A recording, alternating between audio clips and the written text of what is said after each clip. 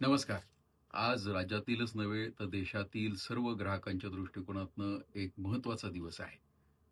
काही दिवसांपूर्वी महाराष्ट्र राज्याच्या एफ-डी-ए डिपार्टमेंटने एनालॉग चीज आणि पनीर याच्या वापरासंदर्भातली एक प्रेस नोट काढली होती. त्याचा अध्यादेश सुद्धा काढला होता. मी राज्य सरकारचे आदरणीय उपमुख्यमंत्री आदरणीय देवेंद्रजी फडणवीस साहेब, त्याचबरोबर एफ-डी-ए मिनिस्टर झिरवळ साहेबांचे विशेष असे आभार मानतो. आणि ज्यांनी हा अध्यादेश काढला असे एफ-डी-ए कमिशनर आदरणीय दुबे पाटील साहेबांचेही विशेष आभार मानतो.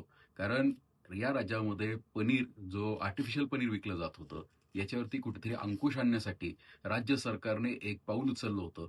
25 मार्च 2026ला हा एक त्यांनी जी-आर काढला होता. मागच्या हिवाळी अधिवेशनामध्ये म्हणजे मार्च 2025ला मी अॅनालॉग चीज आणि पनीर या आर्टिफिशियल पनीर याच्या संदर्भातला एक विषय सभागृहामध्ये घेतला होता.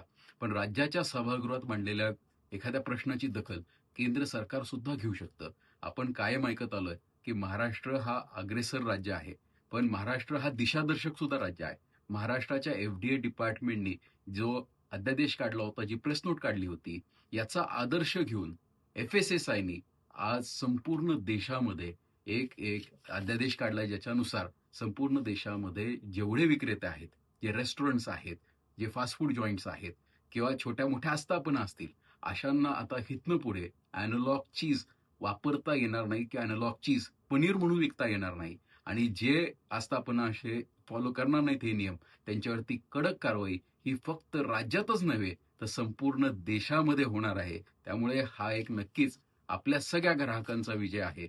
हा आजचा जो विजय आहे किंवा आजचं हे जे यश आहे, हे यश संपूर्ण आपल्या सगळ्या मीडियातल्या बांधवांचं आहे, संपूर्ण इन्फ्लुएन्सरचं आहे आणि प्रत्येक एक नागरिकाचं आहे, ज्यांनी ज्यांनी फेक पनीर संदर्भातले व्हिडिओज हे शेअर केले आणि राज्य सरकारबरोबर केंद्र सरकारला सुद्धा हा विषय गांभीर्याने घ्यावा लागला. त्यामुळे येणाऱ्या काळामध्ये अवेअरनेस हा महत्वाचा असणार आहे. माझी आपल्यामार्फत सर्व रेस्टॉरंट्सला, केटरर्सला आणि फास्ट फूड जॉईंट्सला ही विनंती असणार आहे की 1 मेच्या आतमध्ये जर आपण पनीर वापरत नसाल, एनालॉग चीज वापरत असाल, तर आपल्या मेनू कार्डवरती एनालॉग चीज असा उल्लेख असला पाहिजे. आपण जर आर्टिफिशियल चीज वापरत असाल, अनेक फास्ट फूड जॉईंट्समध्ये आजही आर्टिफिशियल चीज म्हणजे एनालॉग चीज वापरलं जातं, तर अशांना सुद्धा आता ते वापरता येणार नाही. हा एफ-एस-एस-आयने एक नियमावली सुद्धा जारी केलेली आहे. तर माझी आपणाला विनंती आहे, 1 तारखेच्या आत आपल्या मेनू कार्ड्समध्ये हे सर्वांनी बदल करावेत. धन्यवाद.